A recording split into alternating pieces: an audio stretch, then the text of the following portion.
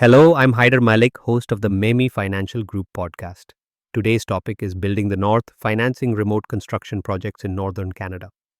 When you're breaking ground above the tree line, whether road upgrades in Nunavut, bridge spans in the Yukon, or mine site pads in the NWT, logistics and weather add weeks of delay and huge mobilization costs. Let's explore how to structure funding so your remote projects stay on budget and on schedule. 1. Equipment line of credit, ELOC, for mobilization. Structure. Pledge existing equipment, articulated haulers, drills, generators, as collateral for a 12 to 24-month revolving credit line.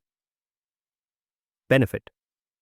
Draw 60-75% of appraised value to prepay charter flights, barging and site camps. Repay as on-site progress payments arrive. Tip. Negotiate interest-only draws and minimal unused line fees to preserve cash when weather delays work.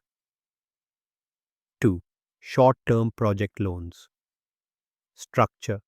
6 to 18-month term loans, sized to cover initial site prep, camp setup, and first mobilization phases.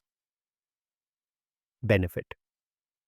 Fixed amortization smooths out lump sum capital needs with rates around prime plus 2%. Tip. Align repayment with first resource revenue milestones or government grant disbursements. 3. Modular equipment leasing and rental. Structure. Operating leases for modular camps, crushers, power packs, or mobile fueling units on 12 to 36-month terms. Benefit. No large down payments.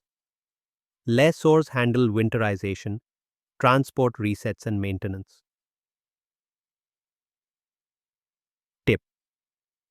Negotiate seasonal payment holidays. For example, suspend rent during impassable ice months. 4. Sale leaseback of late model assets. Structure. Sell owned rigs or generators to a financier for 70-85% of FMV, then lease them back under an operating lease. Benefit. Immediate cash infusion for camp expansion or cold climate telecom installs with uninterrupted use of the same equipment. Tip. Use proceeds to fund high logistics cost items like aviation fuel or ice road trucking premiums. 5. Vendor and OEM remote site programs. Structure. Manufacturer financing on heavy kits, wheel loaders, skid steers, with 0% for 6 to 12 months or deferred payment on winter packages. Benefit. Reduce upfront costs on Arctic packages, block heaters, insulated cabs, while locking in maintenance support in remote regions. Tip. Bundle service and transport into the deal. Avoid separate mobilization invoices. 6. Government and Indigenous Partnership Funds. Northern Projects Fund, NPF. Federal grants for ice road or community infrastructure. Territorial credits. Yukon, NWT, and Nunavut grants for local hiring, environmental studies, and cold climate RWAS and D. Tip. Sequence financing draws so that loan or lease funding follows grant approvals, eliminating upfront shortfalls. 7. Best practices in remote financing. 1. Staged drawdowns.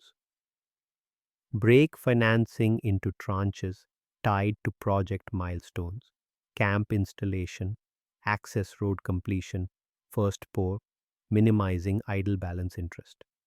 2. Risk-sharing contracts. For modular leases include force majeure clauses to pause payments during sea lift delays or extreme weather. 3. Covenant monitoring. Track key metrics, loan to value, days sales outstanding, camp occupancy rates, and engage lenders early if delays threaten covenants. 3 action steps. 1. Audit your needs. List your top 5 cost drivers: airlift, barge, camp modules, ice road trucking, fuel, and map timing against seasonal windows. 2. Package your proposal.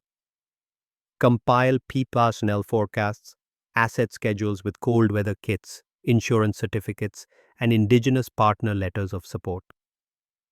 3. Compare offers. Solicit term sheets for ELOCs, project loans, leases, sale leasebacks, and vendor programs. Then blend the lowest cost, highest flexibility mix. By layering ELOCs, short term loans, modular leases, sale leasebacks, vendor deals, and grant funding, and by structuring staged draws and risk sharing terms, you'll build a financing framework that powers even the most remote northern construction projects. I'm Haider Malik. Thanks for listening.